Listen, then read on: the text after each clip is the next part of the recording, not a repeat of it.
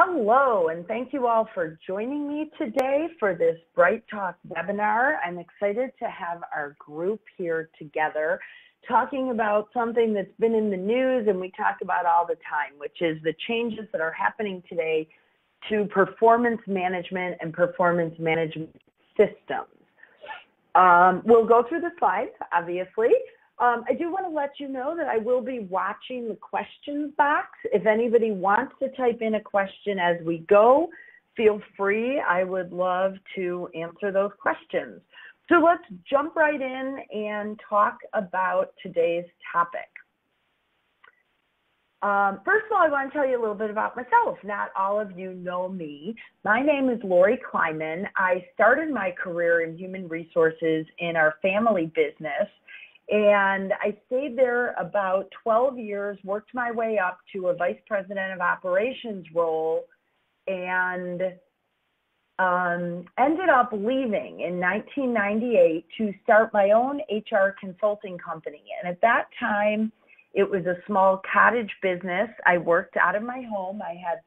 But by the time I grew that, I ended up with 6 employees working full-time in the basement of my house. And I knew that it was time for me to do something. And along came a company, Arthur J. Gallagher. Many of you on the call may know Gallagher, Gallagher Benefit Services.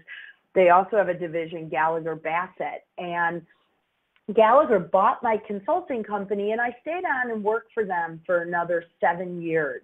And just left 2 years ago to start my own company again. I'm very entrepreneurial in nature, called HR Topics. And now what I do is this kind of speaking, training. I work a lot at conferences, trade shows, association meetings, and inside corporations, bringing this information to various teams of all sorts of HR issues. The reason I share this with you is because I like people to understand that I both have a background in business and human resources. I do have a master's degree in HR, and I'm certified at the human resource level at the highest we can be certified for our profession, the SPHR and the SHRM SCP. The reason that's important is that I look at human resources through the lens of your business, and I think it is so critical that we make sure that anything we do in HR, we are aligning with the business needs of your organization. And that is where this program was born out of. Now let's talk about our next 40 minutes together. You have expectations of me, and I have a few expectations of you. So understand that my style is very fast-paced. I'm going to give you lots of ideas, lots of different things that you can take away from this. And I'd like you to participate to the extent possible. I know on a webinar that's a little bit difficult. I also know we're going to have a lot of people listening to this as a recorded program. So where you can, though, if you've got a question, go ahead and type it in. I do have a couple of polls that we can participate in and at least get to know a little bit about what other people on the webinar are doing. And finally, my hope is that you will take away a few action items from this. I can't promise every single slide is going to be relevant for your organization, but I feel like if you can walk away with 2 or 3 action items, then our time spent together today is going to be productive. We'll probably go about 40, 45 minutes because without the audience interaction, it tends to go a bit more quickly. So if you're just planning your time, I'd love to have you stay till the end. Those of you who are looking for certification for the SHRM or HRCI programs, stay active, participate in our 2 polls, and we'll be able to tell at the end that you were engaged in the webinar. So just email me at the end if you need one of those 2 certificates. So let's jump into the program. Overall performance management. It's important today that we're talking about why we're even doing performance management. There has been a lot of information about the annual review being outdated, boring, useless, everything else.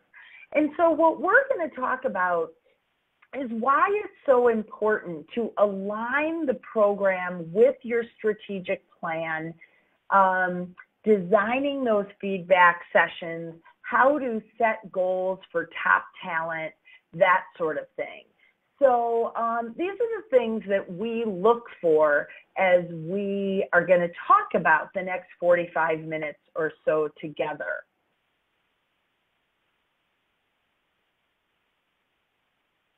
It's important that we understand what are we talking about here. And we're talking about a performance appraisal as a way to really review and assess the not only performance, but the capability and needs of your various employees.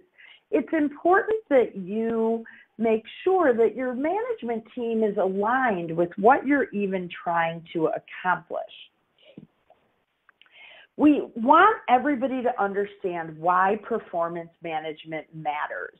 And the reason that we have these assessments and appraisals is, first of all, to make sure everybody's on the same page. We've all had the situation where the guy in blue is flipping upside down and the manager wants everybody right side up like the person in yellow. There are compliance components to this.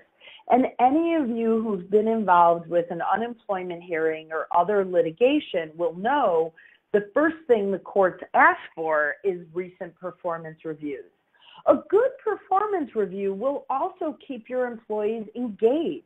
They want to be able to plan for the future and know what you have in store for them.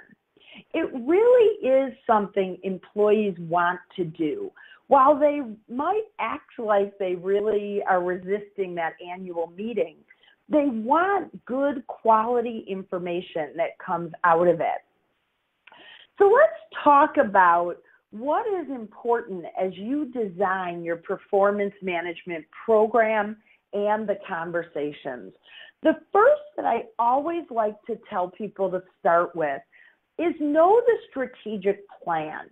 Because only by aligning the performance management system with the strategic plan are we really able to make sure that we have a program that helps drive results that the organization wants. Otherwise, we're just going willy-nilly and telling people, oh, your attendance was good, oh, your quality was good. Hopefully, they already know that. You want to make sure that your performance management program is truly aligned with the strategic plan of your organization. If you are not aware of what those things are, it's time to sit down with your management team, look at your current performance review form, and pull it apart. Start saying to people, hey, what we're interested in is being an industry leader in our niche.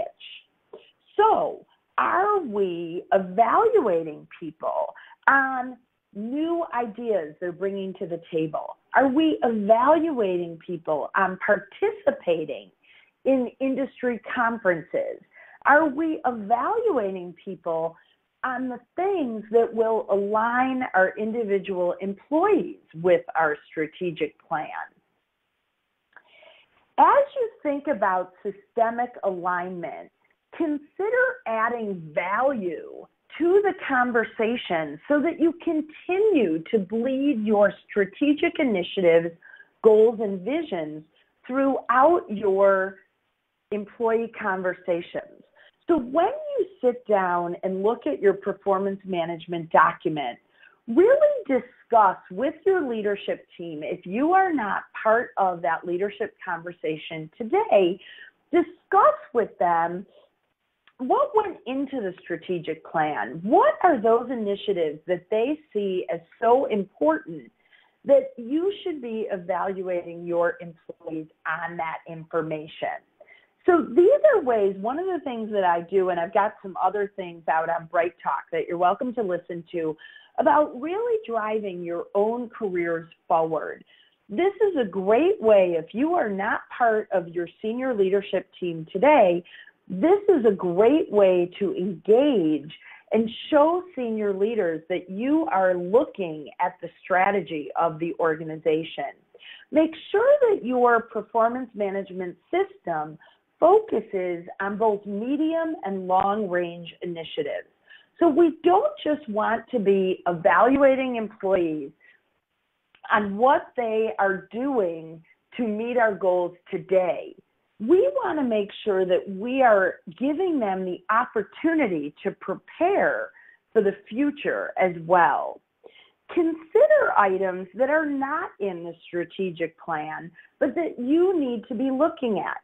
For example, is your operations manager out there working on training and development initiatives for equipment that he knows he's ordering in the next 24 months? And then finally, make sure that you've got a timeline for this program and metrics for success. What does a successful performance management program look like in your organization? As you set these goals for the program, know what the key drivers of your corporate success are. Define the acceptable return on investment for this program. So for instance, if you're going to redesign your performance review program, and that's going to cost you a certain amount of money and time and energy, what productivity initiatives would you expect to see? Or maybe lowered turnover rates or increase in promotions, that sort of thing. And honestly, as you look at your performance review program, honestly reflect on what the future looks like in your organization. I see people create these beautiful systems that give people all sorts of opportunities for the future, when the truth is their organization may not be creating those positions as fast as they're promising them to others. And finally, as you talk about the performance review system, make sure that you are focusing on what matters to your C-suite. Because all too often, we are out there creating programs that management just sees as a nuisance and something else to get in their way. So one thing I would like to ask everybody is, and I think if I just start voting, you can, how many employees in your organization? Go ahead, if you would, me quickly and just answer this poll. And keep it looks like are voting now, I think. I don't see. Can you guys, somebody type if you see the poll or not in questions? It says it's open, but I don't see. Can anyone vote on the poll? Can somebody just type in the questions box if you see it?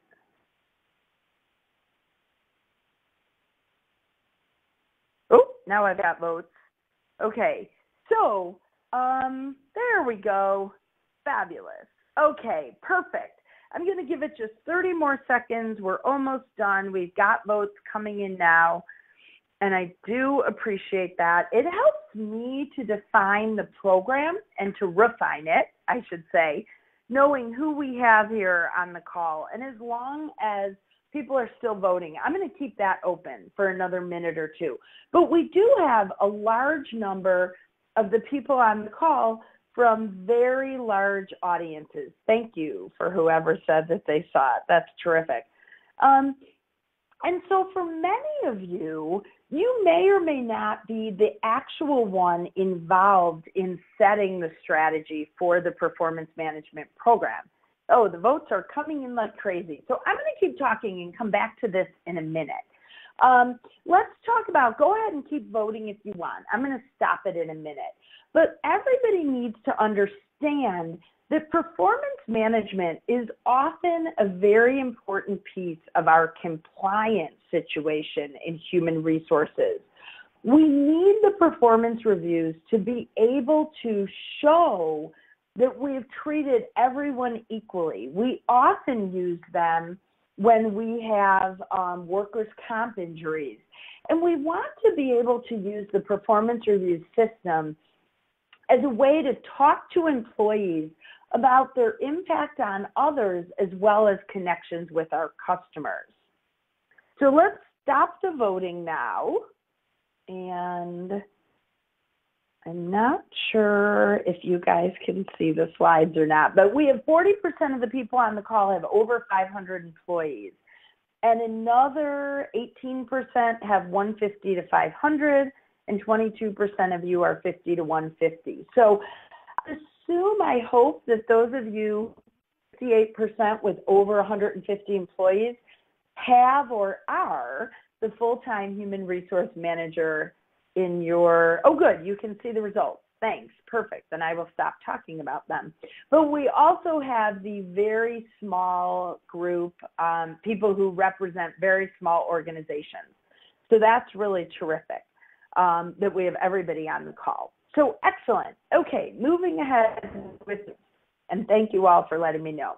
So anytime we talk about performance management, we always want to talk about starting with the job description. Because only by starting with the job description are you sure that you and your employee are on the same page of what kind of performance is expected. And if you don't have job descriptions in your organization today, it may be something that you want to think about adapting, because they really do meet a lot of needs we have in human resources. So those of you in the larger organizations, hopefully you all have job descriptions, make sure that you are using your performance review time to review those job descriptions with your employees. Because so often we find that the job changes throughout the year. And it's a great time to sit down and review the job description, make sure the employee is still doing what you think the employee is supposed to be doing, and that you're all on the same page. It's important too, as we talk about performance management, that we really do consider what I refer to as the new face of work. And it's really just looking at the soft skills of the people that are working for us, and that we are deciding whether or not these are the things that we want to be reviewing on. So, for instance, does your performance management system look at whether or not people are adaptable?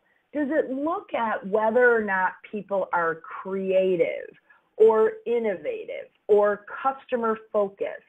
These are all really important things in most of our businesses today. And I would suggest to you that having conversations around these issues are even more important than whether or not someone is showing up on time, whether or not somebody is has the sort of nuts and bolts of a job. Because I think that we can all agree that those things better be handled long before you ever get to the performance management conversation. Those things should be handled in the moment. Somebody said I'm cutting in and out, so I'm going to switch hopefully that will be better. I'm switching to that. Okay. So thank you for telling me that. That's helpful. What a performance review is not is, this is on YouTube. I'm not going to play it now because I'm always afraid when I jump to the internet that it gets warbly. But if you just go to YouTube and search Scrubs, that's the TV show, SCRUBS, Performance Review.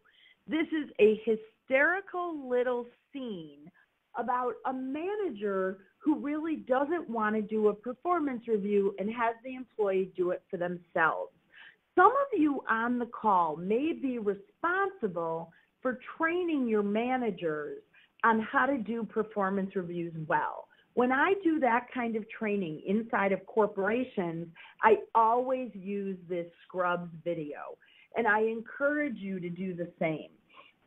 you'll see here's the URL, and I will send everybody the slides after the presentation, and it'll have the URL on there. So if you want to look, but the easiest way is just go out to YouTube and search Scrubs Performance Management. So thank you for whoever said they could hear me.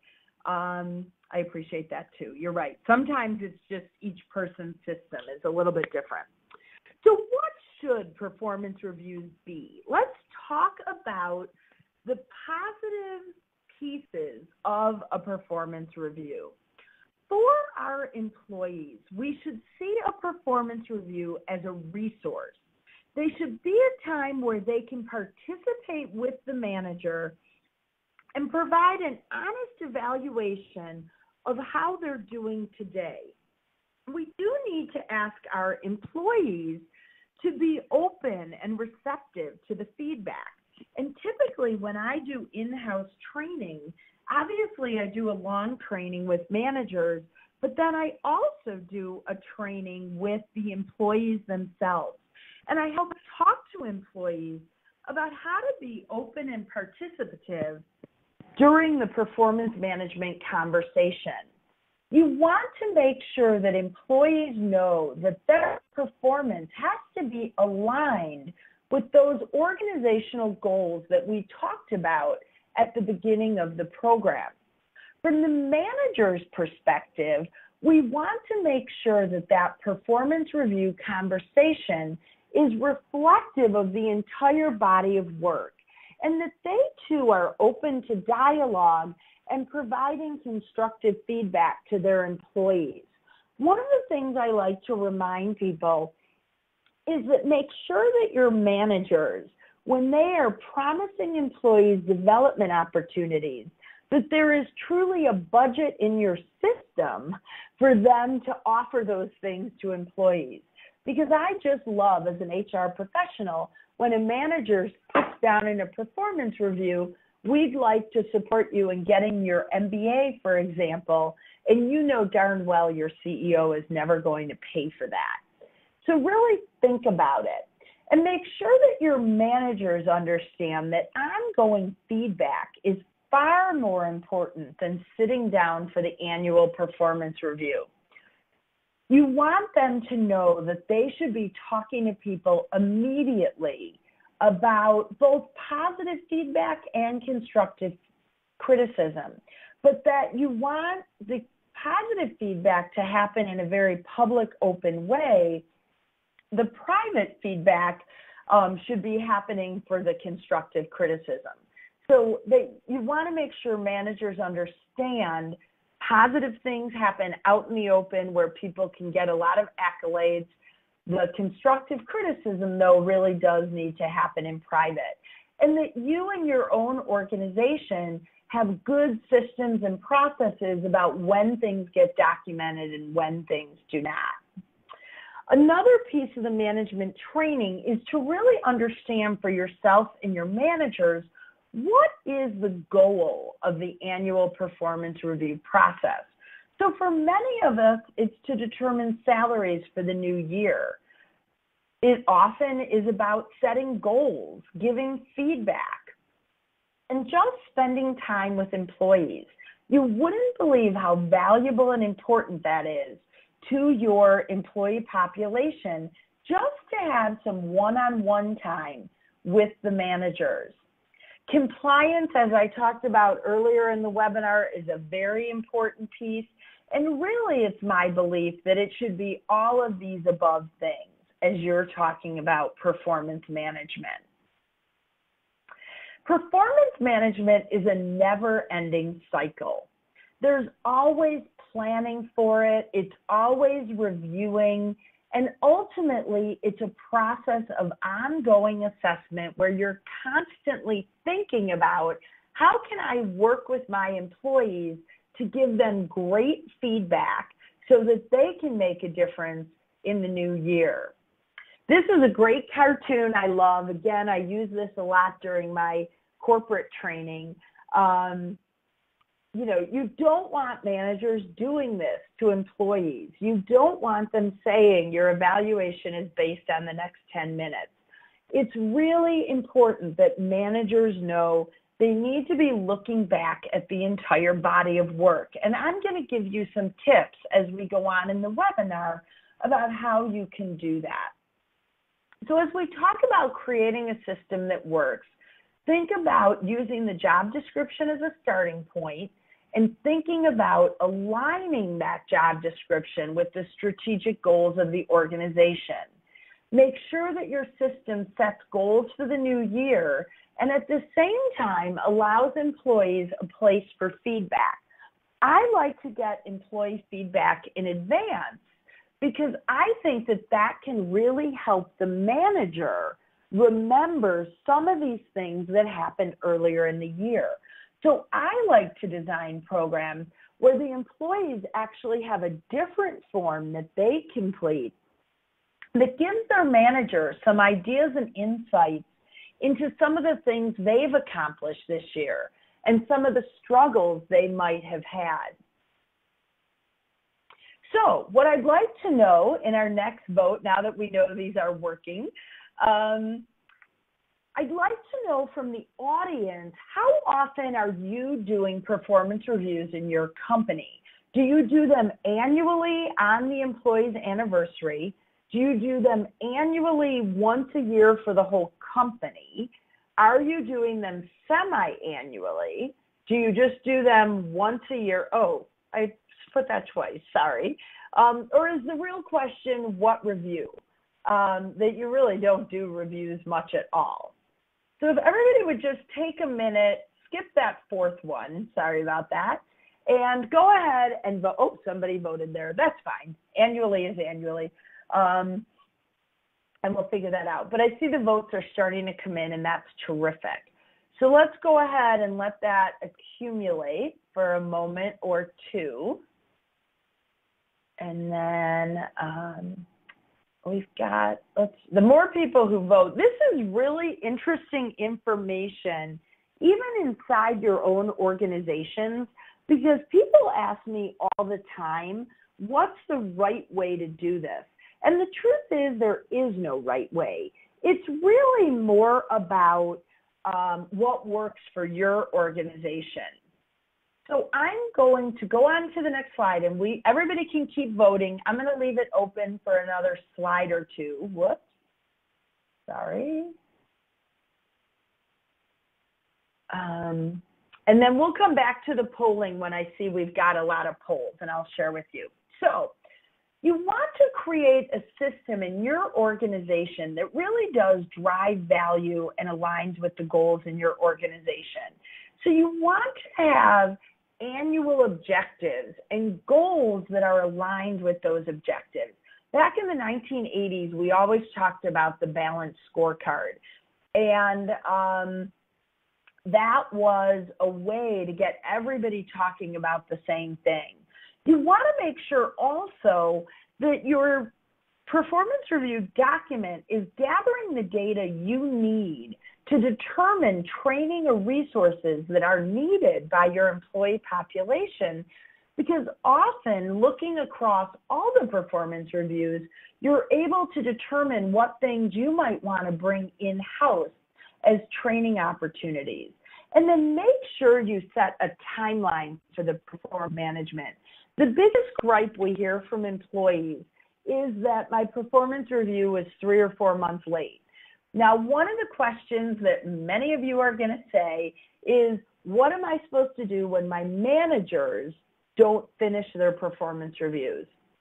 And what I say is, make that part of your manager's next performance review and make sure to share with their leader who didn't do their job on time.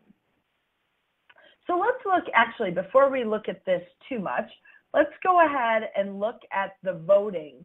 Very interesting that really almost 60% of the group does the polling annually, or the performance reviews annually. And that's not unusual. I'm surprised that we don't have anybody who does it annually on the employee's anniversary. I happen to really like doing it once a year for their whole company, because I believe then you just have it over and done with. You get all the information at the same time. But we also have 14% of the people on this call who are saying, what review? So those are the people that hopefully want information on how to create performance reviews. And I do invite you guys. I've got a number of attachments and links over here. If you want to, oh, it looks like I don't have the link to my actual website, but Get to Know Lori has my website. Feel free to email me if you have specific questions for your organization as we go forward. So let's go on to this slide, which I love. This is going to be sent to each and every one of you following the webinar, because it's one of my favorite techniques for performance management. And this is the idea that as you look at goal setting, think way beyond the traditional goal environment. There are lots of things you can do for employees that they will find really interesting, really engaging, and help you grow your company without a whole lot of expense. So, for instance, if you've got a production person that seems to always be a roadblock for getting things done, send them out with salespeople. Send them out to really understand what the issue is as you go forward. If you've got people, let's say you've got a business. I mentioned earlier in the webinar about a business's goal being an industry leader and being really known as an expert. Do you have people going out to Chamber of Commerce meetings, community meetings, nonprofit meetings, and really talking up your organization? Those are great ways to get people presentation skills, to have people be able to interact better with other departments. There are all sorts of external ways that we can get people involved that don't cost us a lot of money. So I think these can be great initiatives as you move forward. Now, as we talk about the performance management process, it's important that you do train your team on how to do this correctly. So often we just send out forms and tell managers, many of whom have never done this, most of whom have never done this well, to just sit down, fill this form out, and talk to your employees. And they really don't know how to make it a really terrific, productive conversation. So the first step is to prepare. It's tell your team that you have an expectation that they are going to spend some time thinking about this.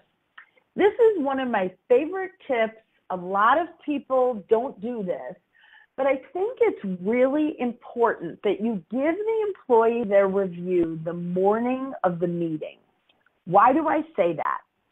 Because people so often walk into their own performance review. They have no idea what's coming at them. They are not prepared to talk about what's happening. And all of a sudden, the manager wonders why they're not engaged. So I like to give the review to people 2 to 3 hours in advance and ask them to please spend some time going through it and thinking about both the positive and the constructive criticism therein. Now, the reason I tell you don't give it to them the night before is you do not want the opinion of their spouse, their boyfriend, their mother, their sister, or anyone else. You just want to give it to them in enough time that they can read through it and come to the performance review meeting with an intelligent thought process about especially the constructive criticism and why they might have struggled with some of these things. That way you can start the meeting off by saying, did anything I say surprise you? I'm 53 years old, you all can't see me, so I've sat through a lot of performance review meetings, and there is nothing more painful than sitting there while your manager reads you everything they wrote on the assessment. What you really want is your manager to just start a conversation about what you think you read and where you think you should focus. You want to focus on those high-level accomplishments and the opportunities for improvement. But I don't believe that you need to go through every single piece of the performance review.